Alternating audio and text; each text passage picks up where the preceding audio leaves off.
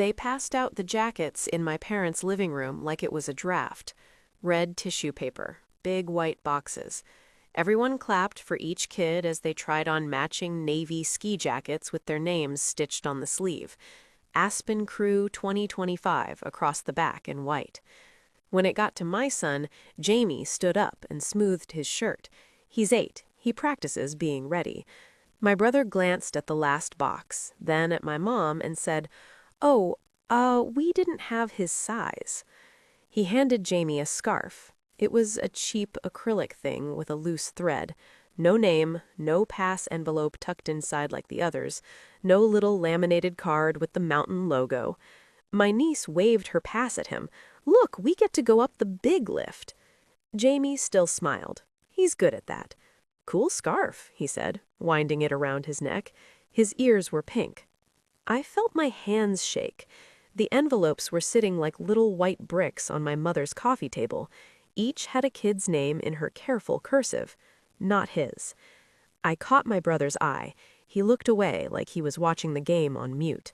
My mother gave me her tight church smile. "It's a logistics thing, honey," she said. "You know he gets overwhelmed. We'll plan something special for him later." "Everyone's invited," my brother had texted in the group chat a week earlier, with ski emojis and a picture of the lodge I'd booked. My dad hit the thumbs up. My sister replied with heart eyes. I had answered, "Great, I'll send the rental codes."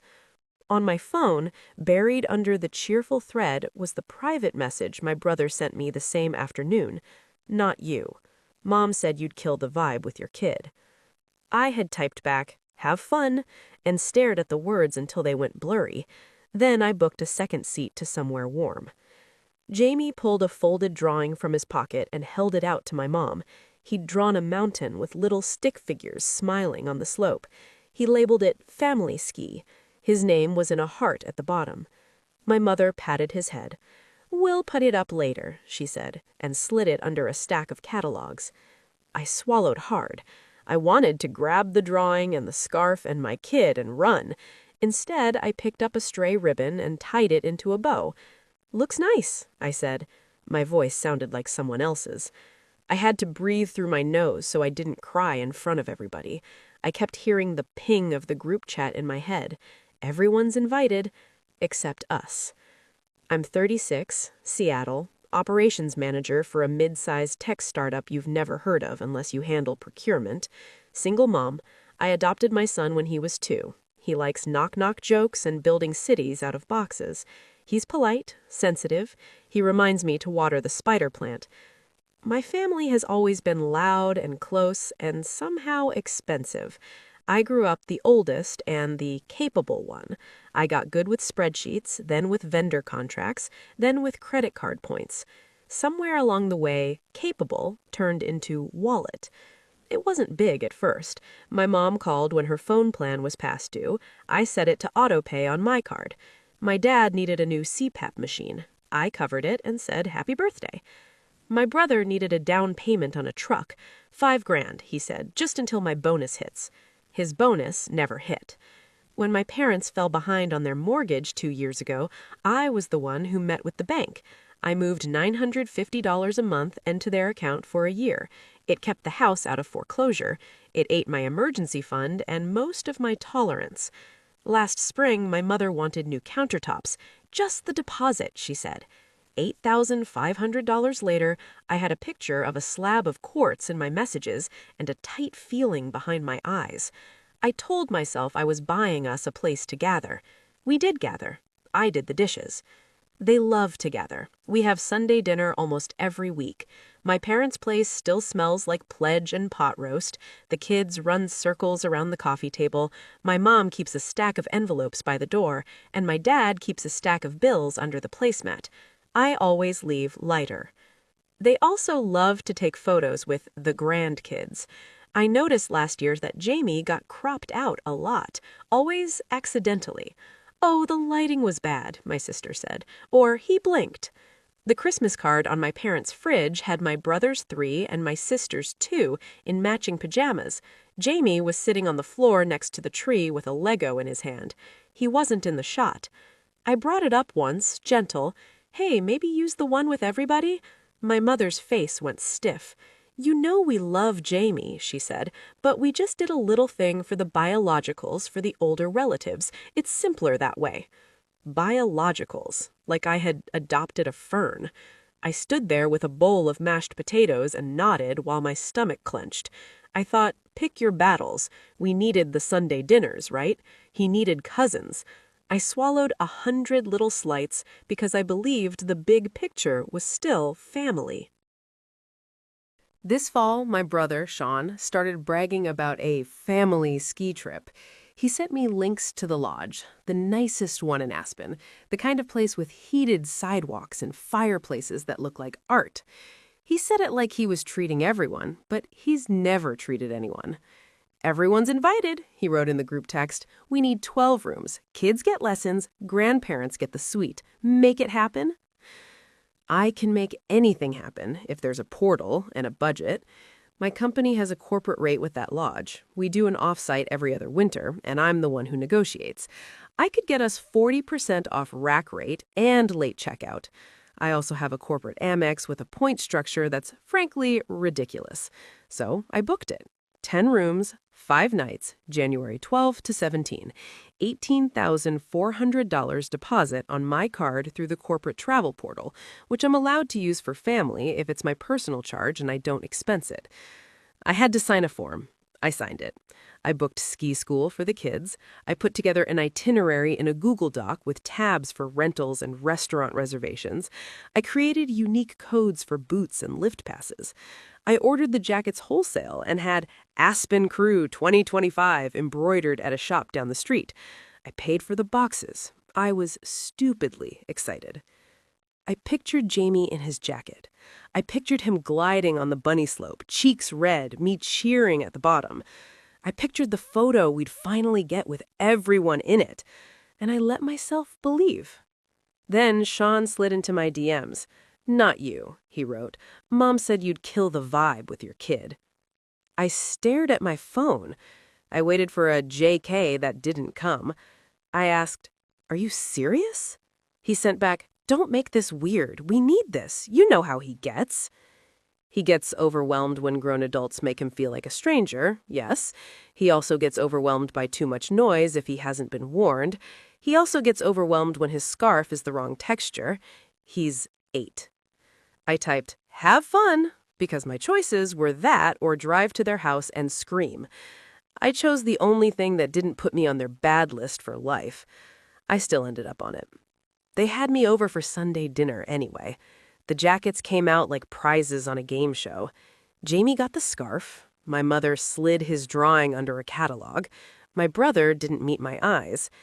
Cousin Maya, my aunt's daughter, saw my face. She looked at Jamie, then at the white envelopes on the table. "There's not one for him?" she asked. My mother said, "He's special." Maya pressed her lips together. She rubbed Jamie's shoulder. Later she whispered, "This is messed up." I nodded. I kept nodding so I wouldn't say anything I'd regret. I walked home with Jamie holding my hand and his scarf trailing on the sidewalk like a flag. He didn't ask questions. He just said, "Do we have hot chocolate at home?" We did. I made 2 mugs and watched him blow on the steam. He said, "Will we go down a mountain ever?" I said, "We will go down something." And then I opened my laptop. I didn't write a manifesto. I didn't call a meeting. I did what I'm good at. I logged in. The corporate portal had our reservation at the top. Aspen Ridge Lodge, Jan 12 to 17, confirmation Q4 11972. 10 rooms blocked, 2 suites, non-refundable deposit already posted. Next to it was a line in red, final cancellation date December 28, 11:59 MT. Penalty increases after that. It was December 20th, 8 days. Plenty of time to become a person who kept paying for a family that pretended my son didn't exist. Or 8 days to stop. My mouse hovered over modify. I could hear my mother's voice in my head.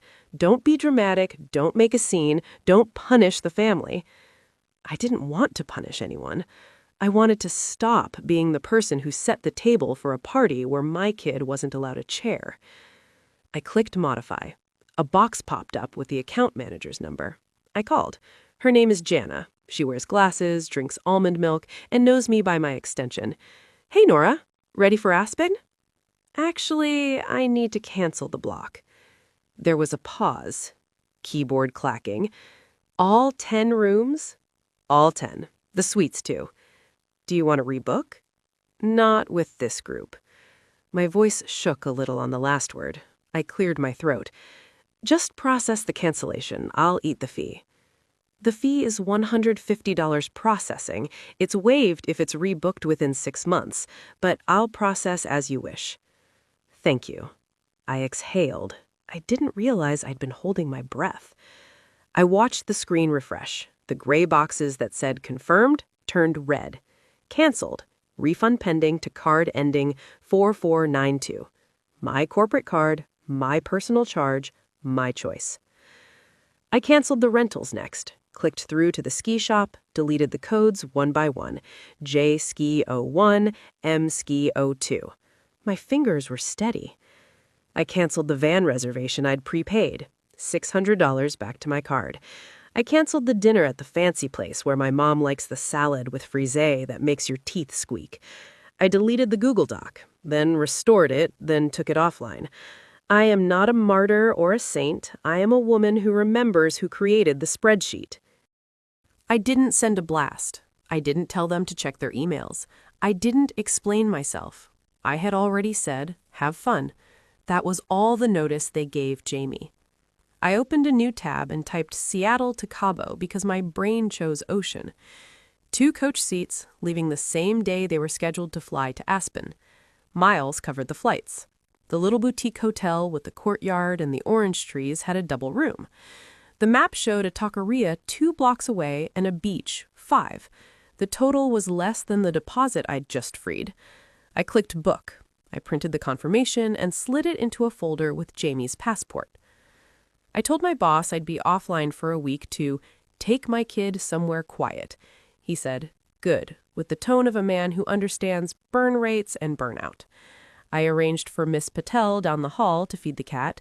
I ordered sunscreen and a bucket hat and a new book about whales. I didn't tell Jamie until the night before. I wanted to be sure the cancellation processed. When the refund hit my card 3 days later, I sat him on the couch. Hey, I said, guess what? What? We're going to the beach. Like a plane? Like a plane and then tacos. He blinked like I had said we were going to the moon.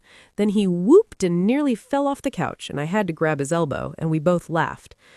I printed the screenshot of the private message from Sean and tucked it behind the travel folder, not because I planned to use it in a PowerPoint, but because I wanted to remember the moment I stopped pretending. On the day they were driving from the airport to the lodge, we were already through security, Jamie's hand in mine, our backpacks light. He wore his new bucket hat to the gate and made up a song about lizards. The scarf was in the donation pile by the door at home. It was not our problem anymore. They landed in Aspen to find an empty lobby and a manager who had my name on a screen with a red line through it. I know because my phone started buzzing as we taxied into the sun in Cabo. 20 missed calls by the time we got to the taxi stand. 16 texts. Sean, what's going on? Mom, call me now. Dad, your mother is upset. My sister, are you okay? Everyone is freaking out. Sean again, did you cancel the lodge? Then, you ruined everything. Then, those kids are crying. Do you realize what you did? I read them standing by a palm tree with warm air on my face and my kid pointing at a gecko on the wall like it was a miracle. I typed and erased 3 times. Finally, I wrote, I won't fund a family my kid isn't part of. I sent it to the group, not just to Sean. I didn't name names or attach screenshots. I didn't call anyone a liar. I put the boundary in a complete sentence. Mom wrote back, don't be dramatic. It was just a size issue. We had a scarf. Then, you should have talked to me. Adults don't do this. Cousin Maya texted me privately. I'm sorry, she wrote. That text was awful. They're pretending it didn't exist. Then, do you and Jamie need anything? I told her we had tacos and a pool and a beach. She sent a heart. Sean switched to insults. "You're vindictive. You're letting your therapist ruin this family. You should have told us sooner so we could make other plans." I thought about all the times they told me after the fact, after they rearranged the Christmas card, after they bought 5 jackets, after they wrote everyone and meant us. I typed, "I did tell you. You told me not to come. I heard you." Then I put my phone on Do Not Disturb and handed Jamie a cup of mango. We walked to the beach. The sand was warm, like a blanket that's been near a heater.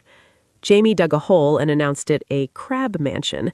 He learned to snorkel in the shallow water and popped up with his hair slicked down, shouting, "I saw a blue fish," like he'd seen a comet. At dinner, he bit into a taco and salsa dripped down his arm, and he laughed like it was the best thing that had ever happened to him. He fell asleep with his hand in mine and the ceiling fan clicking soft above us. The texts kept stacking. Mom, come home, come explain. Dad, let's not ruin the whole vacation. Aunt Linda, call me when you can. I think this needed to happen. My sister, I get it. I'm trying to talk to them. I repeated the sentence again to anyone who reached me. Calm. I'm not your backup bank. I won't fund a family my kid isn't part of. Some wrote back, "That's not fair." Some didn't respond. Maya sent me a picture of the kids in rental gear at a cheaper motel 2 towns over, faces puffy from crying and sleep. I was sorry, and the way you're sorry it rains at a parade you didn't plan. On the 3rd day, my mother left a voicemail that started with, "We have always included Jamie," and ended with, "Please fix this." The middle was a lot of how I embarrass her. I didn't call back. I sent her a photo of Jamie standing in the surf up to his shins, pointing at a pelican. I didn't write a caption. We watched the sunset from a low wall with chipped paint. Jamie leaned on my shoulder and said, "This is the opposite of a mountain." I said, "Yep." He said, "Do they have scarves here?" We laughed. On our last day, he put his hand on my cheek and said, "Thank you for taking me, even though I'm a lot." I had to swallow twice before I could answer. "You're not a lot. You're just right. Anyone who says different is wrong." He nodded like we had established a rule. And maybe we had. We flew home with sand in our shoes and sun lines on our noses. Seattle in January smelled like wet leaves and coffee. I unpacked the swimsuits and put the travel folder back on the shelf behind the folders for taxes and school forms. I slid the printed screenshot of Sean's message into a manila envelope and wrote boundaries on the tab with a Sharpie. It wasn't a trophy. It was my reminder. I didn't go to Sunday dinner that week. I told Jamie we were having home Sunday. He helped me set the table, 2 plates, 2 mugs of cocoa. I put 2 extra chairs at the end because habits are hard to break and because leaves don't change the shape of a table. They stayed empty. The room felt quieter and also kinder. Cousin Maya came by with her little boy and a bag of bagels. "I'm Team You," she said at the door. No fanfare. The kids built a city out of Amazon boxes and named the streets after snacks. She sat on my couch and rolled her eyes at family politics, and then said, "I saw the message. You're not crazy." I felt something unclench between my ribs. My mother tried for a reset the following week. She texted, "Sunday dinner at 5. Bring Jamie." I wrote back, "I will not bring my child to a house where he gets a scarf while others get passes." She sent a frowny face, then a thumbs up. Prayers hands. I set the phone face down and stirred the soup. Life didn't blow up. No car tires were slashed. Nobody stood under my window in the rain.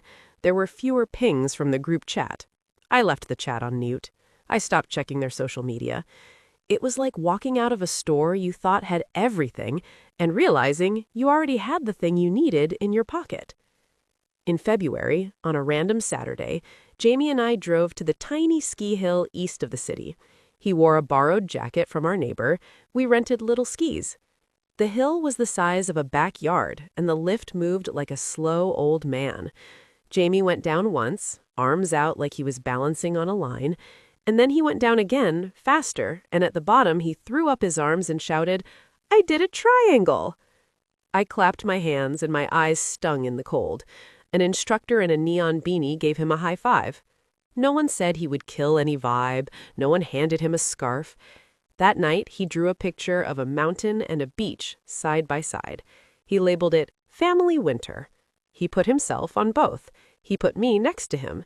He left space for others if they ever decided to learn how to stand with us. I taped it to the fridge. I didn't slide it under anything. I stood there for a minute, looking at the lines crisscrossing the white paper, the small figure in a bucket hat, the stick legs on skis. It was not a revenge plot. It was the map out of a place I'd been stuck. The next Sunday, I set 2 bowls on the table and 2 spoons. The extra chairs were still at the end, waiting. Maybe someday they'll be filled by people who see my kid as real.